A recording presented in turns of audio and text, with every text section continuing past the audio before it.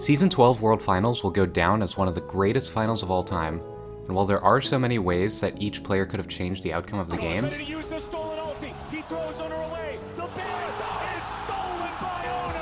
I want to talk about something that's a bit more simple but completely game-changing. In Game 5, there's a moment right before Elder Dragon spawns where T1 and DRX are playing a game of chicken to see who makes the first mistake to capitalize. A key moment happens at 40 minutes and 8 seconds when Owner catches out Beryl with a Viego stun. Faker sees this as an opportunity to flash forward using E and ult to try and kill him. Beryl survives with just a sliver of health. Note that Karma and Varus miss their Qs, Viego misses ult, and Faker even ends up queuing Hecarim instead of Bard. While it is a guaranteed kill if these abilities land, Victor's laser and ult did land, but he didn't quite have the damage to kill him. Faker's build this game was Luden's Echo, Zhonya's Hourglass, Lichbane, Void Staff, and Ionian Boots. While this build isn't initially bad, in the context of this game, there are better options. Luden's is an item that's better suited versus squishy champions, whereas Liandry's is better versus champions that are a bit more on the tanky or bruiser side. The reason for this is Liandry's does more magic damage based on the enemy's bonus health, and the burn damage does more based on the enemy's max health. We also should not be buying Lichbane and should instead be going Shadow Flame. Lichbane is a good item against squishy, short-range champions that don't heavily pressure Victor, but with DRX's team comp setup, you can't really afford to be in auto range of Aatrox or Hecarim, and Caitlyn and Azir should never be letting Victor auto them either. Shadow Flame deals more damage due to the magic pin that you gain off of a champion with shields, and DRX's comp has a ton of shields. You get the shield from Eclipse on Aatrox, Azir has a shield built into his kit, and Bard is running Guardian, which means at any point two champions on DRX could proc a shield off of this. This isn't even including the fact that there's potential for a Mountain Soul, which DRX did end up getting, as hindsight as it is, would be insanely strong against them.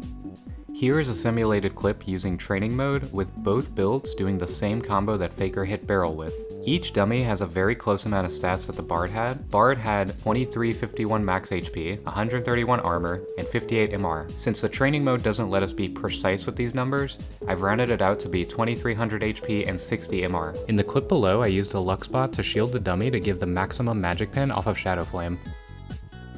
Now going back to the Worlds clip, we're going off the assumption that everything plays out exactly the same up until the actual would-be kill, and just swapping out the items. Beryl has less than 100 HP, as each line on the health bars of champions counts as 100 HP, and we don't see a single line. Based on the damage and testing, there's no chance that Beryl survives Faker's Flash E ult with the Liandry's Shadow Flame build. Now this is where things get a bit abstract, and there's no way to know for sure what would have happened, but as I see it, there's only one thing that can happen here.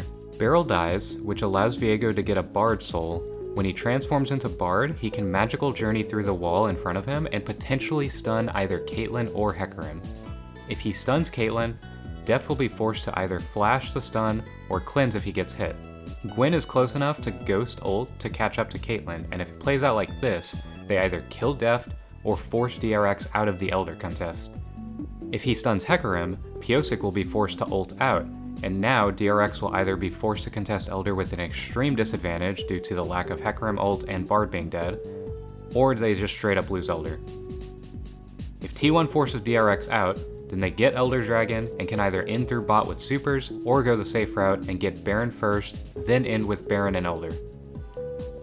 As hindsight as this all is, it isn't too far off from being easily predictable. At 1140, Faker gets ganked and dies to Hecarim, and at this moment, he has a choice. He can press scoreboard and see that Hecarim is building tank items and that Aatrox is going for Maw second item.